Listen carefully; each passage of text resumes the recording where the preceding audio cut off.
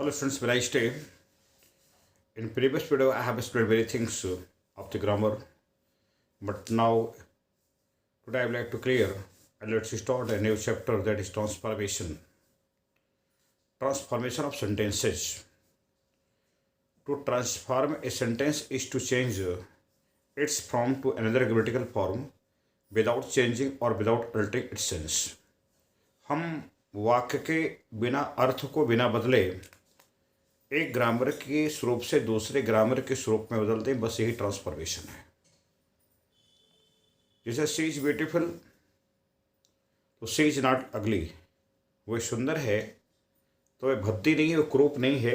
इसका सीधा सा मतलब है कि वह सुंदर ही है, वह सुंदर ही है, इसलिए आपका यही ट्रांसफॉर्मेशन है। अब इसके लिए जो हमें बात करनी है, मात्र इस पहला जो नियम आपके पास है वो नियम है adverb to transform sentence by removing adverb too. Adverb too को हटा करके वाक्य को ट्रांसफॉर्म करना। इसके लिए हम 3 नियमों का प्रयोग करते हैं। पहला नियम है, यदि किस एडवर्ब ट्रांसफॉर्म करते समय एडवर्ब टू को हम सो में बदलते हैं।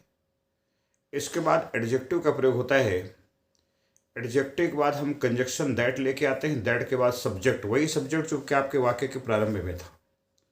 सब्जेक्ट फिर कैन नॉट या कुड नॉट का प्रयोग करते हैं।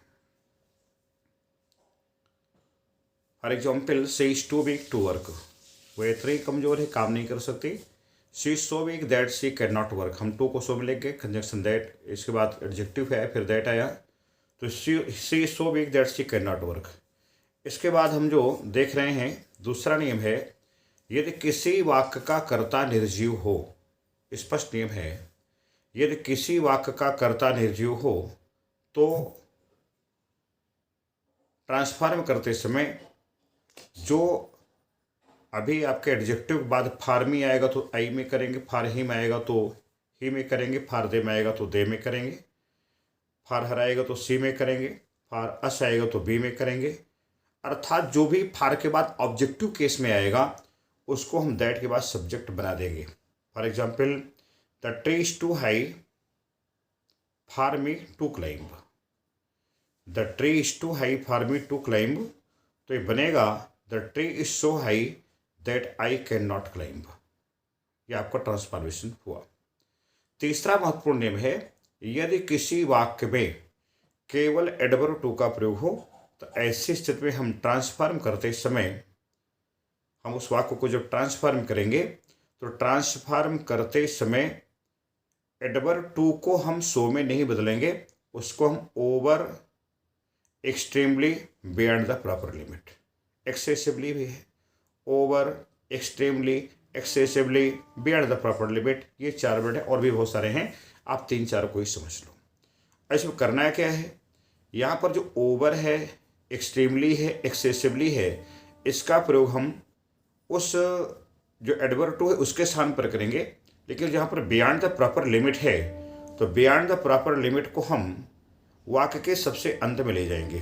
For example, he is too eager for praise, तो he is over eager for praise, he is extremely eager for praise, he is excessively eager for praise, और आज last में जो बनाएंगे हम, he is eager for praise beyond the proper limit. तो beyond the proper limit वाक्य के अंत में गया। ये 3 नियम मैंने आपको बताए। अब आपको करना क्या है, पेज नंबर 52 एक्सरसाइज बुक है आपकी एक्सीलेंट की, पेज नंबर 52 में जो एक्सरसाइज आपकी 1A है, इसको हम ट्रांसफॉर्म करने का प्रयास करेंगे। मैं एक सेंटेंस को ट्रांसफॉर्म करूंगा, आप देखने का प्रयास करें। I am too busy to attend the marriage ceremony, I am so busy that I cannot attend marriage ceremony. The passage is too difficult for me to understand. The passage is so difficult that I cannot understand. It is never too late to learn. It is never so late that one cannot learn. यहाँ पर it जरूर subject है, लेकिन यहाँ पर one आएगा, सीखने का काम कोई व्यक्ति करता है, इसलिए हम one का प्रयोग करेंगे। It is never so late that one cannot learn. She is over eager for her result. He is extremely proud of his knowledge. she is so young that she is too young to travel alone, तो she is so young that she cannot travel alone.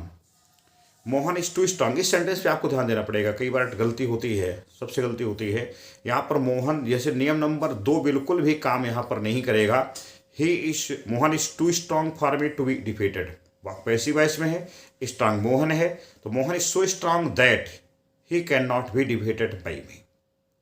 Mohan is so strong that he can not be defeated by me. 8वां वाक्य है he is too good to be a success businessman, तो he is so good that he can not be a successful businessman. He was too tired to work, he was so tired that he could not work. He speaks too fast to be understood, he speaks so fast that he cannot be understood. The box is too heavy for me to lift, the box is so heavy that I cannot lift. यहाँ पर box निर्जीव है तो हमने for me को I में बदला, that I cannot lift. He is too old to work hard, he is so old that he cannot work hard. He is too old to run the race, he is so old that he cannot run the race. The tree is too high for me to climb, the tree is so high that I cannot climb. She is too big to go hospital for medicine, she is so big that she cannot go to hospital for medicine. ये आपका transformation की पहले exercise मैंने बनाई। दूसरी exercise 1B है, देखने का प्रयास करें। He is too proud to accept any help, he is so proud that he cannot accept any help. The problem of population is too serious to be overlooked. The problem of population is so serious that it cannot be overlooked. He is too frightened to speak. He was so frightened that he could not speak. The news is too good to be true. The news is so good that it cannot be true. हम कहते हैं ना समाचार इतना अच्छा सही हो ही नहीं सकता है। इसके बाद देखें, the tea is too hard for me to drink. The tea is so hard for me. The tea is so hard that I cannot drink. It is too cold to go out. It is so cold that one cannot go out. यहाँ पर फिर मैंने कहा कि उधर निर्जीव जरूर है लेकिन जाने का काम तो कोई व्यक्ति करेगा, इसलिए उधर बनेगा one cannot go out. He is too eager for praise. He is extremely eager for praise. He is eager for praise beyond the proper limit. दोनों सही है, किसी प्रकार की कोई दिक्कत, कोई संशय मन में नहीं होना चाहिए।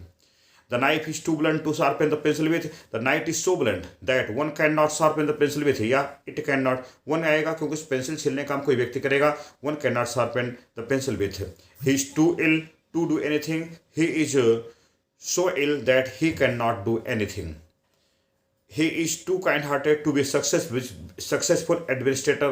He is so kind-hearted that he cannot be a successful administrator. ये सेंटेंस मैंने हल किए। अब यहाँ पर हम दूसरा है, अभी हमने एक्सरसाइज 2 साल की थी, to transform sentence by removing adverb too. Now in next 2 exercise मैं आपको हल करके बताऊंगा to transform sentence by using adverb too. अब हम एडवर्ब टू का प्रयोग करना है कहाँ पर है? यदि सो के स्थान पर हम एडवर्ब टू का प्रयोग करेंगे, इसके बाद हम एडजेक्टिव का प्रयोग करेंगे, एडजेक्टिव के बाद हम that plus subject plus can not could not को हटाएंगे और हम छोटे अर्थात इन्फिनेटिव पार्टिकल टू को लेकर इन्फिनेटिव टू को लेकर आएंगे। ऐसी कंडीशन यहाँ पर है। अब किसी वाक्य में over excessively extremely beyond the proper limit है तो हम इन सबको हटाएंगे और एडजेक्टिव के ठीक पहले हम TW2 एडवर्ब टू का प्रयोग करेंगे।